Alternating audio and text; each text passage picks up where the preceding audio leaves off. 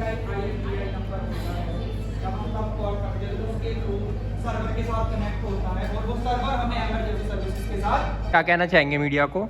Sir ये जो आज प्रोग्राम हुआ है इसके बारे में जो नमस्कार, RTO करवाएंगे। मेरा नाम आकरे नामदेव है। मैं ऋषिकुल आयुर्वेद मेडिकल कॉलेज का छात्र हूँ। अभी मैं 2022 बैच में अपनी छात्र पढ़ रहा हूँ। अभी हम आए हैं किरण होटल में, जहाँ पर RTO हरिद्वार द्वारा एक कार्यक्रम आयोजित किया जा रहा है फर्स्ट एड फर्स्ट रिस्पॉन्डर के बारे में, जो कि हमें बताया जा रहा है कि अब कभी भी कोई आपदा आती है, कोई आघात होता है, कोई सड़क पे, कोई नेशनल हाईवेज पे, तो हमें किस पे कॉल करनी चाहिए, हमें फर्स्ट एड में क्या देना चाहिए।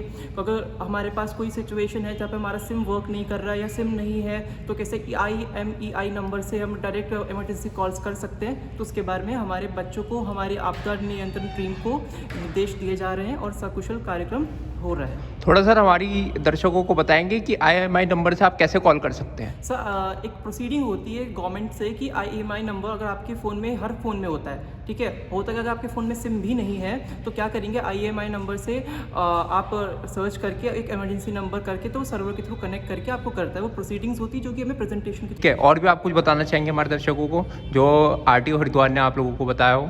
सर RTO हरिद्वार ने हमें अभी जानकारी दी है, ऊपर से हमें बोला है कि क्या बोलता है, अगर आपको कभी भी कोई प्रॉब्लम हो तो आप इस नंबर पे कॉल कर सकते हैं। और हमें सेट ऑफ गाइडलाइंस रूल्स भी दिए गए हैं कि आपको कैसे रैश ड्राइविंग नहीं करनी, ड्रिंक एंड ड्राइव नहीं करनी। सेफ्टी रूल्स के बारे में बताया है, जैसे बच ड्राइविंग क्या होती है, और उसके बाद आपके जो सेफ्टी मेजर्स होते हैं, आपको कैसे गेट ओपन करना होता है 4 व्हीलर्स का, आपको सेफ्टी डिस्टेंस कैसे मेजर आउट करना होता है कि अगर आप अभी कार ड्राइव कर रहे हैं तो आपको क्या सेफ डिस्टेंस होना चाहिए, 3 सेकेंड रूल क्या होता है। ऐसी बहुत सी जानकारी हमें प्रोवाइड करी जा रही है। धन्यवाद सर। धन्यवाद। नमस्कार, मैं निष्ठा सिंह आयुर्वेद ऋषिकुल आयुर्वेदिक कॉलेज से। आज RTO डिपार्टमेंट द्वारा प्रोग्राम हो रहा है जिसमें हमें बताया जा रहा है बेसिकली जो एक्सीडेंट वगैरह होते हैं उन्हें कैसे रोका जा सकता है। मतलब हम अगर देख रहे हैं यहाँ पे हमारे सामने एक्सीडेंट हो गया है तो हम क्या फर्स्ट प्रिकॉशन ले सकते हैं, पेशेंट को क्या ट्रीटमेंट दे सकते हैं। मतलब बीइंग अ डॉक्टर, अगर हम डॉक्टर भी नहीं हैं वहाँ पे, तब भी हम क्या क्या उसको फर्स्ट एड दे सकते हैं, कैसे हम इमरजेंसी कॉल कर सकते हैं, कैसे उस तक हेल्प पहुंचा सकते हैं। एक गोल्डन टाइम होता है, अभी सर ने बताया था मैं प्रोग्राम में कि गोल्डन टाइम है जिसमें हम हालत को बद से बदतर नहीं होने दे सकते। उसे ऐसा क्या ट्रीटमेंट दें कि उसकी लाइफ बचाई जा सके as soon as possible. Ma'am थोड़ा सा आप अपने प्रोसेस के बारे में बता सकते हैं? आप ये जो कह रहे हैं कि हम पहले लोगों को ऐसे फर्स्ट एड दे सकते हैं, आप हमारे दर्शकों को क्या बताना चाहेंगे? हमने देखा कहीं पे एक्सीडेंट हो गया है या किसी के बहुत ज़्यादा ब्लीडिंग हो रही है, ठीक है, अब डॉक्टर वहाँ पे नहीं है तो हम क्या कर सकते हैं, उस ब्लीडिंग को रोक सकते हैं ताकि उसका जो बॉडी में ब्लड लॉस है वो ज़्यादा ना हो। तो जब डॉक्टर आए तो उसको लगे कि हाँ कंडीशन अभी कंट्रोल में है, उसे सेफ किया जा सकता है, उसे बचाया जा सकता है। मैडम ब्लीडिंग को कैसे रोका जाएगा हमारा? हाँ जी, तो आप उस पर कुछ भी जो भी आपको कपड़ा हो या फिर किसी ने शर्ट पहनी है उसको रैप कर दो ताकि उसका ब्लड लॉस कम हो जाए। या फिर अगर किसी को फ्रैक्चर वगैरह हुआ है तो उसको बेस वगैरह प्रोवाइड कर सकते हैं ताकि उसकी वो जो बोन है वो ज़्यादा हिले ना। पहले मैम साफ वगैरह भी करेंगे आप? हाँ जी, मतलब हाँ जी, या ज़रूर, वो तो ऑब्वियसली, लेकिन अगर आप पे इतना भी टाइम दे, लेकिन फर्स्ट सबसे यही है कि उसे इमरजेंसी में जो भी प्रोवाइड हो सकता है ट्रीटमेंट वो प्रोवाइड किया जाए। धन्यवाद मैडम। Thank you. आप क्या बताना चाहेंगे सर जो आज आपका प्रोग्राम हुआ है इसके बारे में? आज हमने फर्स्ट रिस्पॉन्डर ट्रेनिंग और साथ साथ दुर्घटना होने पे क्या क्या हम एक लेमैन के रूप में लोगों की, दुर्घटना पीड़ित की मदद कर सकते हैं, वो हमने कुछ लोगों से शेयर किया, जिसमें आयुर्वेदिक ऋषिकुल कॉलेज है, उसके बच्चे हैं, आपदा मित्र हैं, कुछ हमारे ड्राइवर्स कंडक्टर्स भी हैं और साथ साथ हमारी एक्सपर्ट टीम भी है, जैसे रेड क्रॉस सोसाइटी है और साथ साथ रोड सेफ्टी सर्किल के भी लोग हैं जो चंडीगढ़ की स्वायत्त साथी संस्था है। तो इनके माध्यम से परिवहन विभाग हरिद्वार की टीम द्वारा ये ऑर्गेनाइज किया गया है। इसमें बच्चों को और साथ साथ जो आपदा मित्र हैं उन लोगों को ये बताया गया है मुख्यतः कि अगर आप दुर्घटना देखते हैं, चाहे हाईवे हो चाहे नॉर्मल रोड्स हो, तो फर्स्ट रिस्पॉन्ड कैसे करें ताकि अधिक से अधिक जान और माल की हानि बचाई जा सके। धन्यवाद सर। बच्चों को दुर्घटना होने के बाद के टिप्स दिए गए हैं, लेकिन दुर्घटना कैसे रोकी जाए इसके लिए भी बताइए, और जो जो बच्चों को टिप्स दिए गए हैं उनके बारे में बताइए। एक्चुअली दुर्घटना कैसे ना हो, स्लो ड्राइविंग, सेफ ड्राइविंग कैसे हो, ये पहले बताया गया था। जो हमारी चंडीगढ़ से एनजीओ की संस्था है, उन्होंने परमजीत जी ने बताया कि पहले घटना कैसे न हो, सांप सीढ़ी के माध्यम से, लूडो के माध्यम से उन्होंने बच्चों को बताया, और अगर हो जाती है तो उसके बाद फर्स्ट रिस्पॉन्ड कैसे करना है ताकि कीमती जान बचाई जा सके। जो कैजुअलिटी है या जो दुर्घटना में पीड़ित लोग हैं उनको अधिक से अधिक कैसे मदद पहुंचाई जाए, इस पे बाद में बताया गया। इसमें वो लोग डेक्स्टर्स हैंड में, रेड क्रॉस सोसाइटी, चेन बनाना, स्ट्रेचर पे ले जाना, साथ साथ गुड सैमरिटन, और साथ साथ कुछ कुछ इसमें स्नेक बाइट पे भी, डूबने से भी, क्योंकि यहाँ पे गंगा नहर है, इन सब के बारे में भी छोटी मोटी जानकारी दी गई। मेन था हमारा रोड एक्सीडेंट विक्टिम्स की संख्या को कम करना और कैसे कम करना, और अगर हो जाता है तो उस नुकसान को कैसे कम करना, ये दोनों बातें हमारे एक्सपर्टों द्वारा बताई गई। सर, आज फर्स्ट रिस्पॉन्डिंग कार्यक्रम में आप पहुंचे हैं, क्या किन किन बातों को लेकर बच्चों को जानकारी दी गई है? और हाँ, मेरा नाम शैलेश तिवारी है, मैं आरटीओ देहरादून हूँ। तो परिवहन विभाग के सहयोग से आज हरिद्वार में फर्स्ट रिस्पॉन्डर की ट्रेनिंग का प्रोग्राम आयोजित किया जा रहा है। फर्स्ट रिस्पॉन्डर वो व्यक्ति होता है जो सबसे पहले दुर्घटना होने की स्थिति में मदद करने को आगे आता है। उसके लिए भी कुछ प्रोटोकॉल हैं। कई बार क्या होता है कि हम लोग को जानकारी नहीं होती है, इसलिए कई बार हम लोग मदद करना चाहते हैं लेकिन नुकसान हो जाता है। तो कैसे प्रोटोकॉल का पालन करना है, कैसे मरीज को या जो दुर्घटना हो रखा है उससे बिहेव करना है, उसको कैसे उठाना है, उसको कैसे ट्रांसपोर्ट करना है, इन सब चीज़ों के बारे में लोगों को बताया गया। लगभग 150 की संख्या में यहाँ लोग उपस्थित हुए, और इसमें रेड क्रॉस का भी योगदान रहा। सेफ्टी सर्किल एक एनजीओ है, उसने भी हेल्प की हमें, और यहाँ के लोकल लोगों ने, एनसीसी के लोग हैं, आपदा मित्र हैं, सब लोगों ने बहुत अच्छा इसमें सहयोग किया है। और हम आशा करते हैं कि जो इतने बच्चे आए हैं ये हमारे वॉलंटियर ग्रुप में काम करेंगे और जगह जगह जाकर के लोगों को ट्रेन भी करेंगे। कुछ बच्चों को सर्टिफिकेट भी दी गई है। हाँ, बच्चों का सर्टिफिकेट भी दिया जा रहा है, और सबसे बड़ी बात मैंने देखा कि बच्चों का पार्टिसिपेशन बहुत अच्छा था।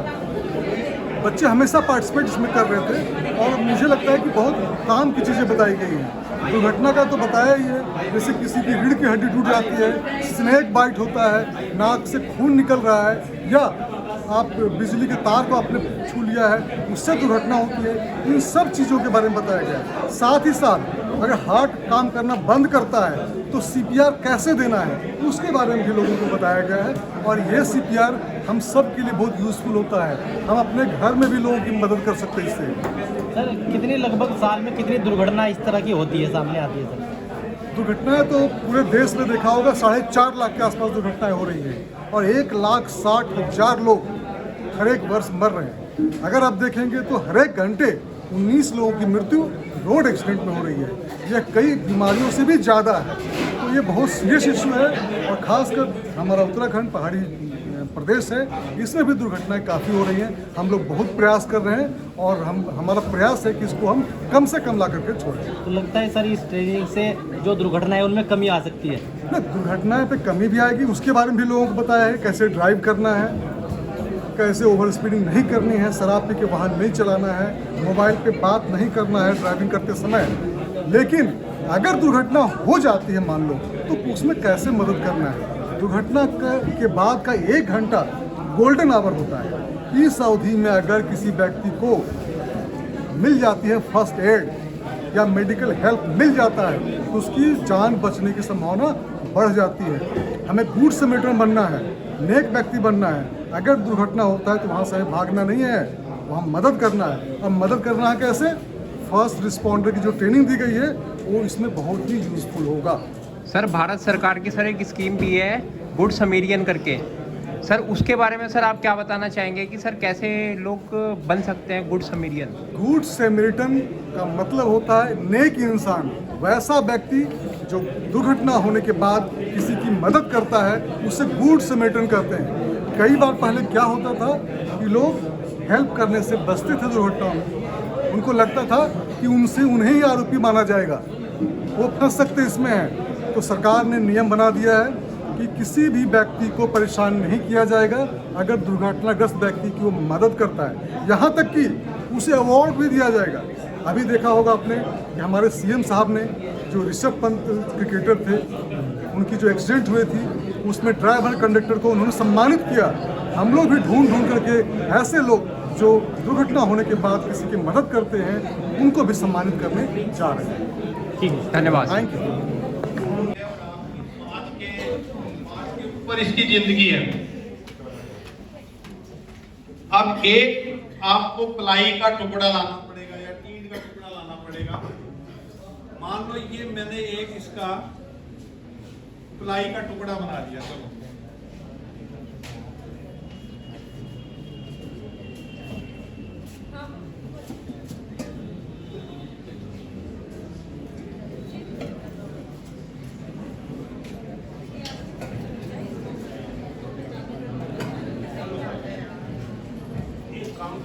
यार सुनिए सर, इसकी रीढ़ की हड्डी टूट गई है।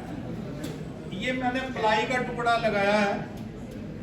सर बड़े प्यार से पकड़ना, इसको जिस तरह फट्टे को करते हैं ना, ये घूमे ना 180 डिग्री में रहे।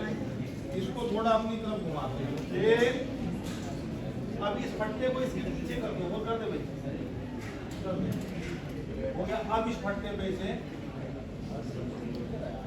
हो गया सर। अब इधर से फट्टा पकड़ लो, एक इधर से पट्टा दे, एक चले जाओ, एक चला जाओ, उठ जाओ, उठ जाओ, नीचे रख दो साइड। तो आप उठ जाओ सर, आप जाओ सर, बीच में से पकड़ो ना, 6-4 आपकी ड्यूटी है। हेलो सर,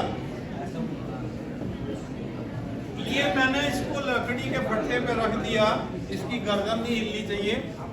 तो ये इस तरीके से उठा ले भैया, इसको 180 डिग्री में हो ये बिल्कुल। आप इसको सड़क पे जाकर एम्बुलेंस में बिठा दें अगर स्ट्रेचर नहीं है, या ट्रैक्टर में रख दें या ट्राली में रख दें। तो ये मेन चीज है। बस छोटी मोटी चोट में तो हर कोई मदद करता है। ऐसी केस में टांग कटना, रीढ़ की हड्डी टूट जाना, गर्दन टूट जाना, उस वक्त कोई हाथ नहीं लगता। तो ये एक मेथड है, रख लो। एक होता है कि अचानक सब बैठ जाओ, यहाँ पर आप भी बैठ जाओ। अब एक और ट्रांसफर, ये एक फ्रैक्चर और ब्लीडिंग के बारे में था, ठीक है सर। एक दूसरा एक और बता देता हूँ, जैसे आप कहीं जल जाते हैं, हाथ पैर जल जाता है, आप 10 से 15 मिनट ताजे पानी में उसको डालें उसके ऊपर, और उसके बाद उस हाथ को प्लास्टिक की थैली में डाल के और रबड़ बैंड लगा के डॉक्टर के पास चल जाए। कुछ ना लगाएं अगर आपके पास कोई भी चीज। आई बात समझ में? अगर हाथ जल जाए, 1 degree, 2nd degree, 3rd degree होता है जलना। फर्स्ट का होता है बाहरी स्किन जलती है, लाल होती है, 2nd डिग्री में छाले पड़ जाते हैं, और 3rd डिग्री में जल जाते हैं, और 3rd डिग्री में दर्द नहीं होता। आई बात समझ में? 3 डिग्री है जलने की। आप बस इतनी नॉलेज रखें कि अगर हाथ जल जाए, टांग जल जाए, तो आप उसको 10 से 15 मिनट ताजे पानी से डालें। अगर छाले बने तो छाले टूटे ना, एक प्लास्टिक की शीट के अंदर हाथ को थैली के अंदर डाल के, जैसे ये प्लास्टिक की थैली है, मेरा हाथ जल गया, इसको इसमें लिपेट के डॉक्टर के पास ले जाए। अगर आपने उसमें कुछ अपने हिसाब से डॉक्टरी करी, डॉक्टर उस दवाई को उतारेगा, उतारने से आपके सेल छिल जाएंगे, जख्म बन जाएंगे उसके ऊपर, ठीक है ना। ये हो गया जलने का, आपका फ्रैक्चर का बताया, ब्लीडिंग का बताया। एक मेन चीज होती है ट्रांसपोर्टेशन, मरीज को एक जगह से दूसरी जगह कैसे लेके जाते हैं, ठीक है ना। एक होता है फोर हैंड, होते तो बहुत है, मैं मोटे मोटे बता देता हूँ आपको। आना सब 2 जने, हाथ पकड़ो सर, ये हाथ पकड़ो यार। देखिए रेड क्रॉस सोसाइटी कैसे कार्य करके दिखा रही है। बीच सेंटर में ले लो, परम दीदी ऊपर मंच पे ले लो, सबको दिखेगा। बैठो आप, बैठो यार, पकड़ो हाथ यार, ये पकड़ो, क्या करना है, अपना हाथ पकड़, इसे पकड़ना यार,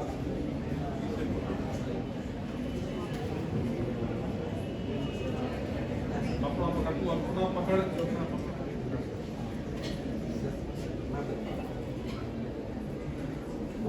छोड़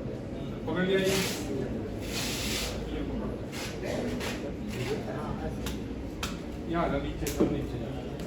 सर ये एक मेथड है, किसी को चोट लग जाए और फ्रैक्चर नहीं है, उसमें चोट लगी है, जख्म है, फोर हैंड मेथड होता है। जैसे सड़क के नीचे खाई है, वहां से आपने उसको उठा के लाना है, तो ये फोर हैंड मेथड होता है। एक क्या दो,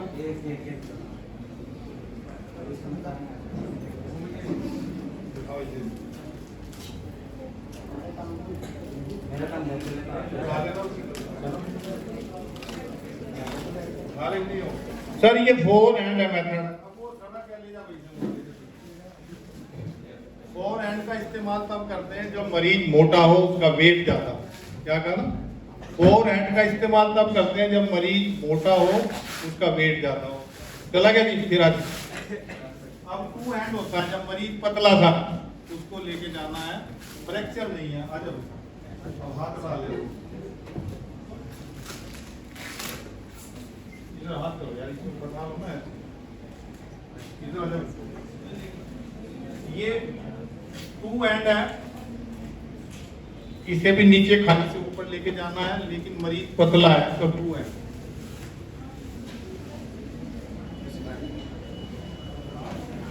ले जाओ ऊपर, तो ये हो गया टू हैंड मेथड है। एक होता है थ्री हैंड मेथड, उसमें अगर एक टांग में अगर चोट लग, हड्डी टूट गई, फ्रैक्चर हो गया, उसको उठाते हैं।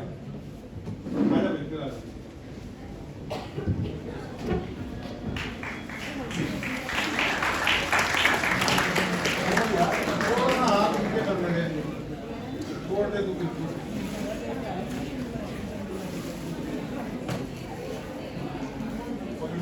टू हैंड बना। हरदी जी, आप इस साइड हो ना, आप उधर होके बना, उस साइड में आप उधर साथ पीछे पकड़। हेलो सर, ये थ्री हैंड है।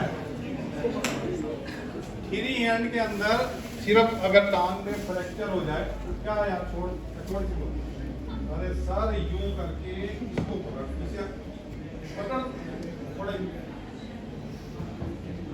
पकड़ लेना इसको, अरे सर पकड़, ये हाथ नीचे कर। सर थ्री हैंड के अंदर पैर में फ्रैक्चर, हड्डी हो जाए, चोट लग जाए, आपने लकड़ी की पट्टी बनाई हुई है, तब आपने ले जाना है। आपने इसकी जो टांग पकड़नी है, जो हड्डी टूटी है, जिसमें पट्टी लगे, बस ऊपर तो कर ले भाई, बस ये सीधी करनी है बस। ये सर इनकी टांग में चोट लगी हुई है, इनको नीचे से ऊपर या कहीं भी लेके जाना है, तो ये इसको सपोर्ट कर रहा है कि ये फ्रैक्चर हिले ना, और ले जाते हैं। इसको थ्री हैंड बोलते हैं। तीन, ये गिरेगे नहीं, इनको वेट नहीं महसूस हो रहा होगा थ्री हैंड के अंदर।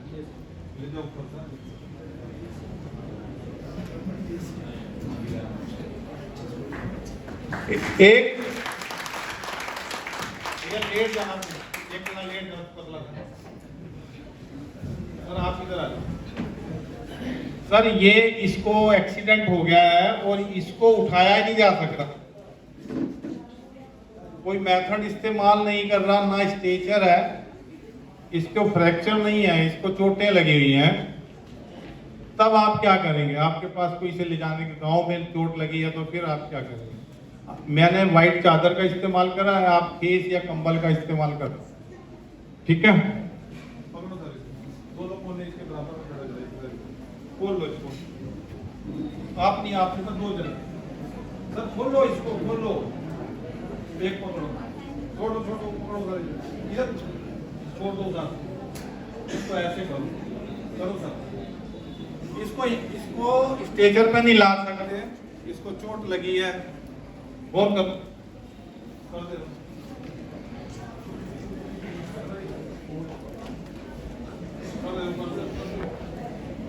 ऐसे कर दे, लगा दे सर। एक आप तीनों उधर आ जाओ, उसी तरह जैसे पहले, बस आप रह दो, आप रह दो, तीन जगह सर। इसके दोनों हाथ पेट पे रखा, आप उधर चले जाओ सर, आप उधर चले जाओ, आप उधर चले जाओ सर, दो हाथ पेट पे रखो दोनों, इसको करप करो वैसे ही, इसके नीचे घुसेड़ दो, घुसेड़ दो, बस इधर कर दो, हो गया। होगा सर? चलो आप आ जाओ। अरे सर 2 जने इधर 2 जने उधर यार। गोल गोल कर लो पहले, गोल गोल कर लो, गोल गोल गोल। हेलो सर, इसको यहीं से जहाँ गिरा हुआ था वहीं से हमने उठा लिया, कोई इसको हिलाया नहीं। उठा लो भैया। इसकी बॉडी 180 डिग्री पे होनी चाहिए, आपने जरूर पढ़ा।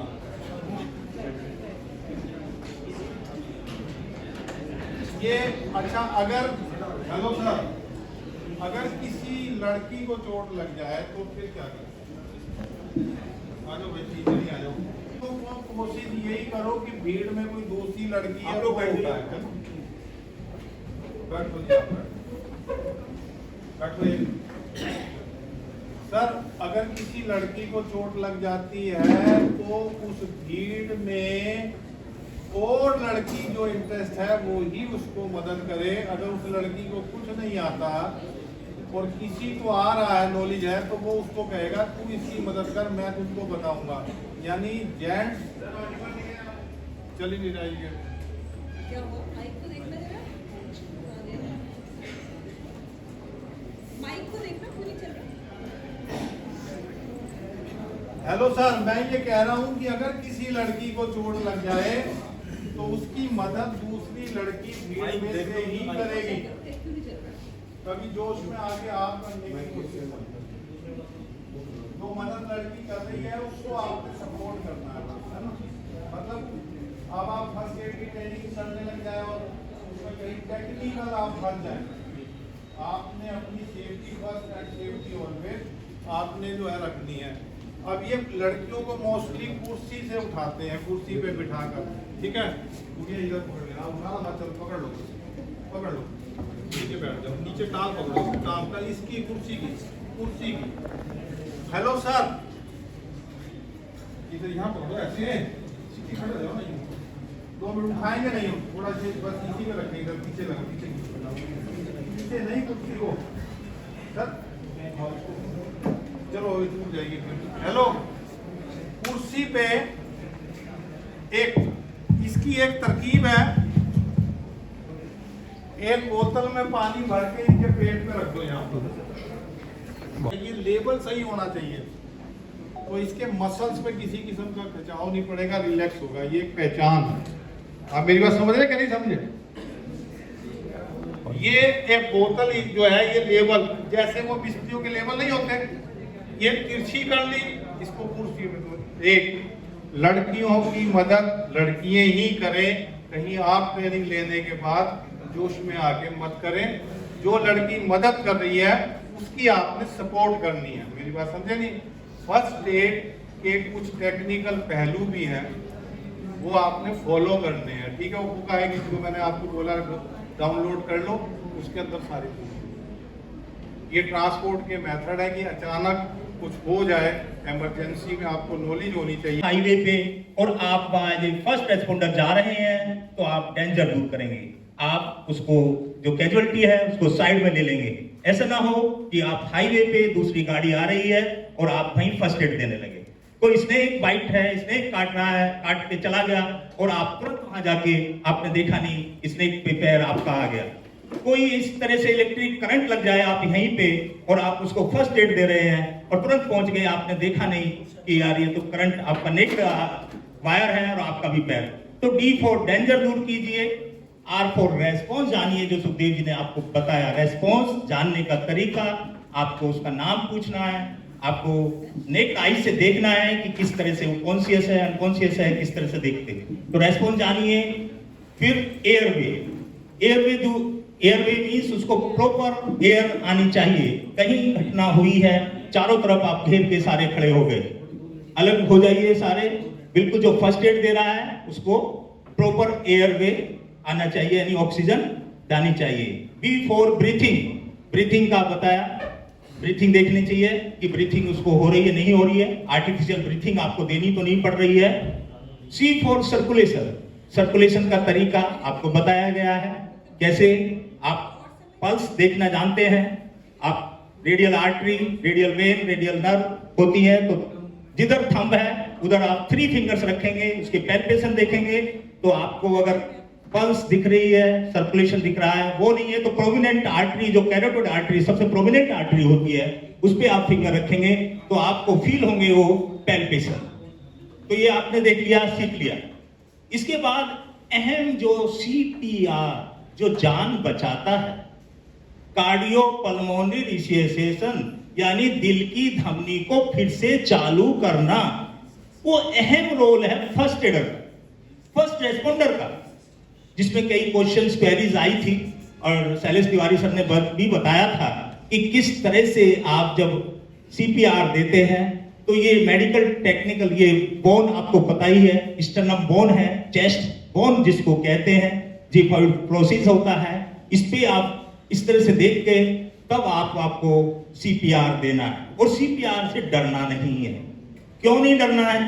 एक तो बिल्कुल कॉन्फिडेंट होना चाहिए, जैसे मैंने उदाहरण बताया था, आर्टिफिशियल CPR से भी जान बच जाती है। अगर आपने सुना होगा कि कोई डेथ डिक्लेयर कर दी हॉस्पिटल में कोई पेशेंट्स की और वो पुनः जीवित हो गया, या शमशान घाट पे जा रहा है वो जीवित हो गया, ऐसा होता है क्या? होता है। अगर उसको उस समय जब डेथ डिक्लेयर हुई थी और उसकी उसी समय हार्ट बीट चलना बंद हो गई थी और उसको इत्तेफाक से हिलने डुलने से आर्टिफिशियल ब्रीथिंग मिल गया, आर्टिफिशियल उसको CPR मिल गया, तो हो सकता है। जैसे मैंने सच्ची घटना बताई थी ADM सर की मदर के साथ, जो जीवन सिंह नगरियाल जी यहाँ थे, ऐसा ही हुआ। उनकी मदर ने अपने हस्बैंड को या कि उनके फादर को जब वो गिर गए थे, जोर जोर से छाती पीटी और रोने लगी, तुम्हें क्या हो गया, जोर जोर से, तो वो आर्टिफिशियल इत्तेफाक से, तो ये एक CPR एक ऐसा टेक्निक है, उसको सबको आना चाहिए।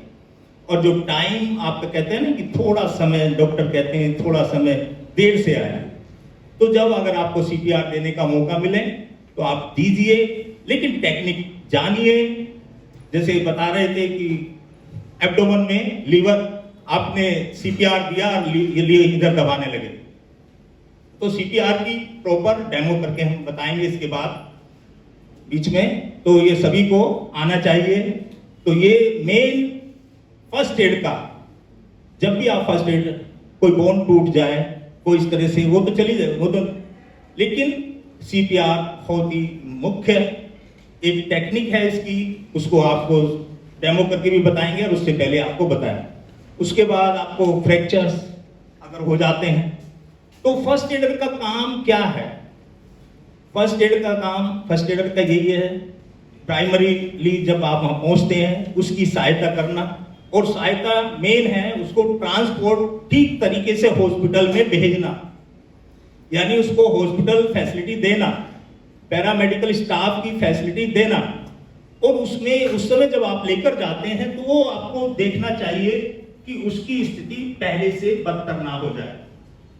जैसे अभी बैकबोन का विशेष कर बताया, आप इस तरह से अब उसको घटना हुई और उसको उठा के आप मोटरसाइकिल पर बैठा के लेकर जा रहे हैं, तो जैसे बैकबोन में अगर कोई फ्रैक्चर है या बैकबोन में कोई दिक्कत है तो उसको 180 एंगल पर लिटा के इस तरह से आप ले जा सकते हैं। क्यों? कितनी वर्टिब्रा होती है हमारी? 33। 7 सर्वाइकल गर्दन से शुरू हो जाती हैं, फिर 12 थोरेसिक, 5 लंबर, तो उस वर्टिब्रा में और मुख्य क्या है? स्पाइनल कॉर्ड गुजरती है। अगर उस पर आपके ले जाने में स्पाइनल कॉर्ड पे कोई प्रेशर पड़ता है तो उसको पहले से फर्स्ट एड देने के बजाय उसकी और स्थिति खराब हो जाएगी। तो ये आपको ध्यान देना है कि फर्स्ट एड में आपको क्या क्या करना है। आपके पास बैंडेज नहीं है, आपके पास कोई ऐसा कपड़ा है ट्रायंगुलर बैंडेज से, वो सारा आपको बताया गया, स्नेक बाइट का आपको बताया है। तो ये सब आपको, इसका कंक्लूजन मेरा यही है कि आप फर्स्ट एड जब बने तो एक पूरा प्रॉपर तरीके से, तो ये तो हम दिखाने के लिए, आपको डेमो करने के लिए ऊपर रखा हुआ है, क्योंकि आपको सबको पीछे वालों को दिखेगा नहीं। तो बिल्कुल नीचे इस तरह से पोजीशन लेनी है, और ये जैसे आप, हाँ, ये वर्टिकल हॉरिजॉन्टल इस तरह से इन्होंने पहले देख लिया, देखिए दिख रहा है सबको?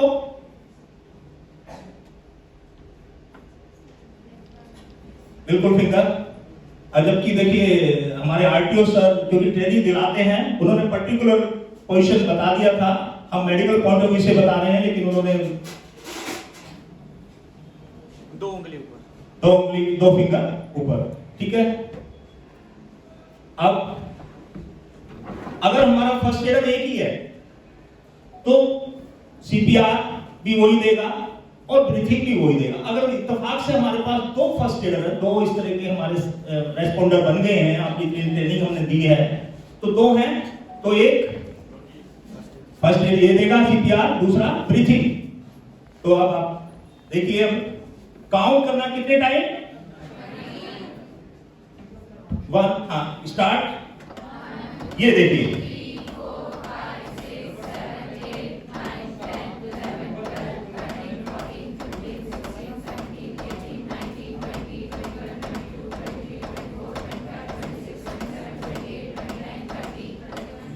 बिल्कुल।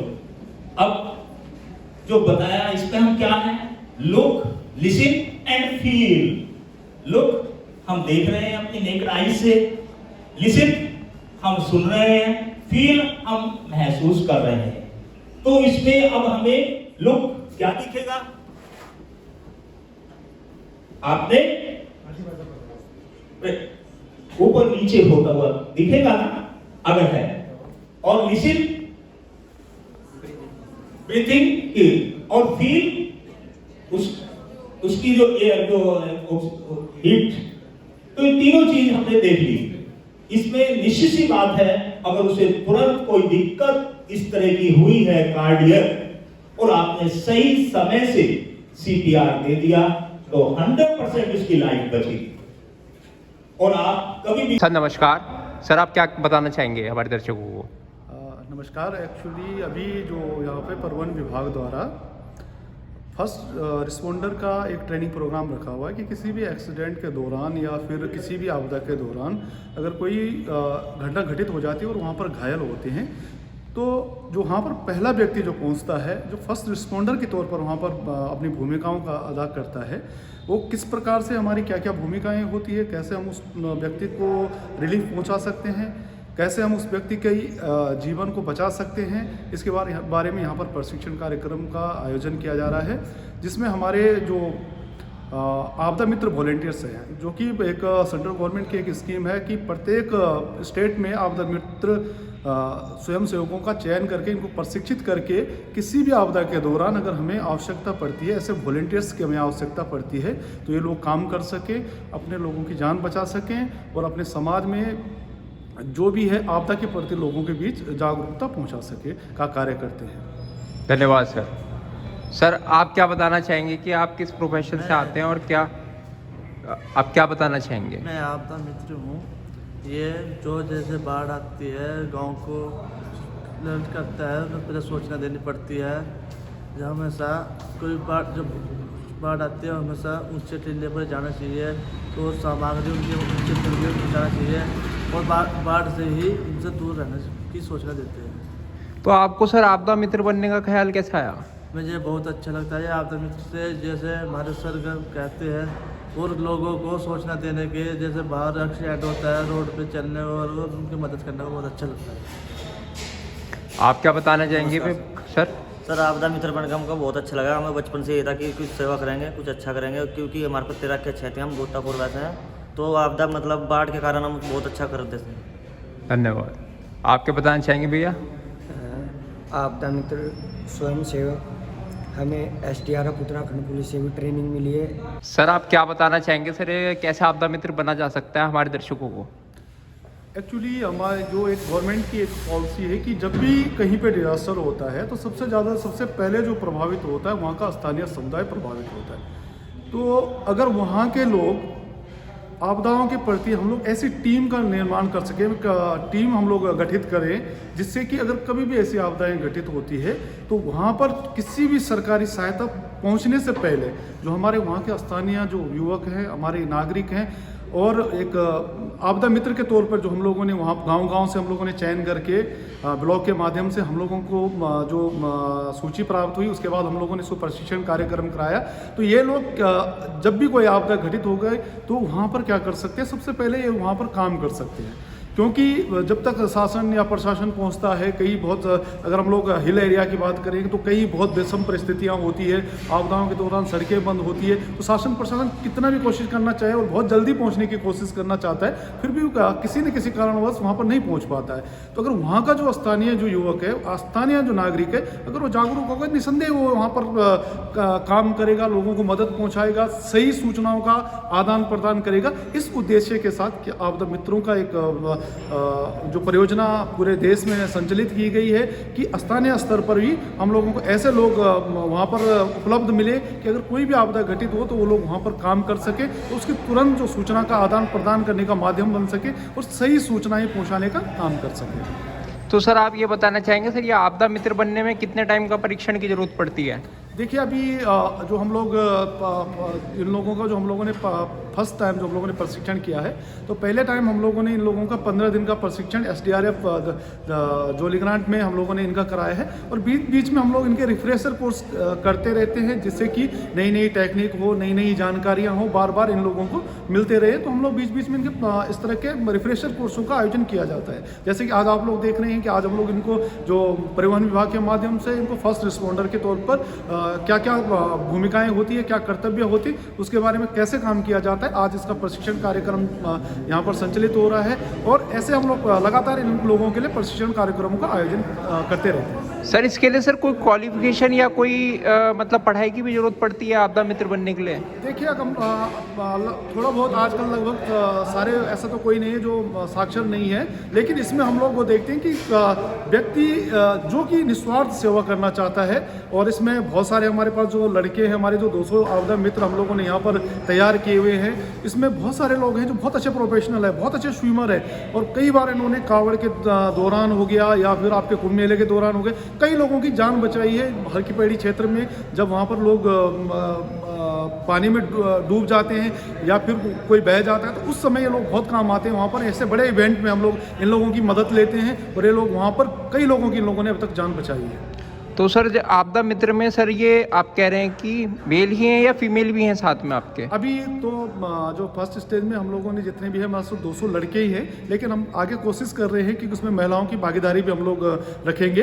अभी इस पर चल रहा है, और आज हमारे जो पूरे उत्तराखंड में आपदा मित्र जो परियोजना चल रही है, और हरिद्वार डिस्ट्रिक्ट और उधम सिंह नगर डिस्ट्रिक्ट में सबसे पहले यहाँ पर आपदा मित्रों का चयन हुआ था, और आपदा मित्र जो परियोजना संचालित हुई थी, इसी के द्वारा जब यहाँ पर इन जो हमारे स्वयंसेवकों ने बहुत अच्छा काम किया, इस पर को देखते हुए फिर पूरे उत्तराखंड के में अब आपदा मित्र जो परियोजना है वो चल रही है, और युवाओं को प्रशिक्षित किया जा रहा है, और समय समय पर जब भी कोई आपदा घटित होती है उस समय इन लोगों की मदद ली जा रही है। सर हमारे सर कोई दर्शक आपदा मित्र बनना चाहें, आप लोगों के साथ जुड़ना चाहें, तो सर क्या उनके लिए प्रोसेस रहेगा? बिल्कुल वो आ सकते हैं। आप डायरेक्ट हमारा आप सर कोई नंबर वगैरह बता दीजिए। हाँ, आप डायरेक्ट हमारे उसमें जो रोशनाबाद में कलेक्ट्रेट में हमारा जनपद आपदा प्रबंधन प्राधिकरण का कार्यालय है, आप वहाँ पर आ सकते हैं, वहाँ पर आप अपना नाम लिखवा सकते हैं, और जैसे हमारे पास एक स्ट्रेंथ हो जाएगी उसके बाद हम लोग इनके प्रशिक्षण कार्यक्रम के लिए व्यवस्था करेंगे।